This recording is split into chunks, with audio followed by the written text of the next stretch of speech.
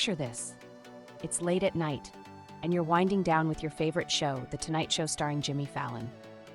Everything is as it usually is until the lights dim and the camera pans to the stage. Suddenly, Jimin from BTS steps into the spotlight. As the first few notes of his song Who fill the room, you can feel the atmosphere change. The world outside fades away, and for those few minutes it's just you, Jimin, and the raw emotion pouring through the screen. Little did anyone know that this one performance wasn't just a performance. It was the spark that would set the entire K-pop industry ablaze. Jimin's song Who didn't just make waves, it created a tidal wave that's still crashing down on the music world. With over 13.4 million streams in a single week on Spotify's US weekly top songs chart, Jimin's track has done the unthinkable. It's now the most streamed K-pop song in US history. To put it into perspective, this isn't just a K-pop record. This is a music industry milestone that places Jimin among the greats, right in the heart of the birthplace of pop music. And here's the thing, this wasn't just a flash in the pan. Who started its journey quietly, without any of the typical fanfare or promotional blitz that usually accompanies a hit song. On the first day of its release, it debuted at number 18 on Spotify's US Daily Top Songs chart with nearly 1 million streams. This was already a monumental achievement, breaking records for K-pop in 2024. But what happened next was something nobody saw coming. After his soul-stirring performance on Jimmy Fallon's show, the song's popularity exploded. Streams soared by over 3.5 million from the previous week, propelling it to the third spot on Spotify's US weekly top songs chart. And just like that, Who became the most streamed K-pop song in history on that chart. But what is it about Who that resonates so deeply with listeners? Maybe it's the haunting melody that lingers long after the music stops. Maybe it's Jimin's voice, soft yet powerful, carrying a message that feels both personal and universal.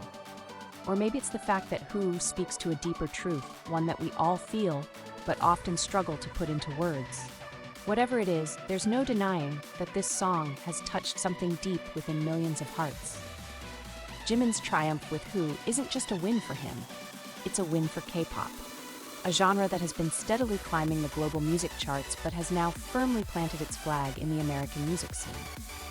It's a moment of validation, not just for Jimin, but for every artist who has poured their soul into their music, hoping that one day their art would be recognized on the world stage. And the success of Who is just the beginning.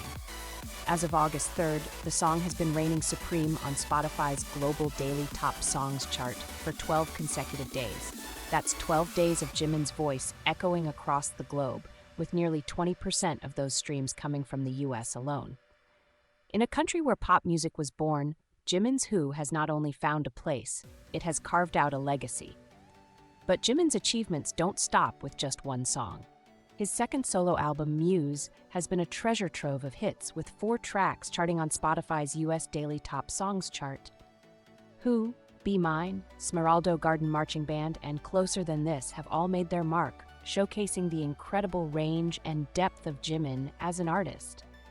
This feat makes him the only K-pop artist in 2024 to chart 4 songs on the same chart, a testament to his enduring influence and the profound connection he has with his fans.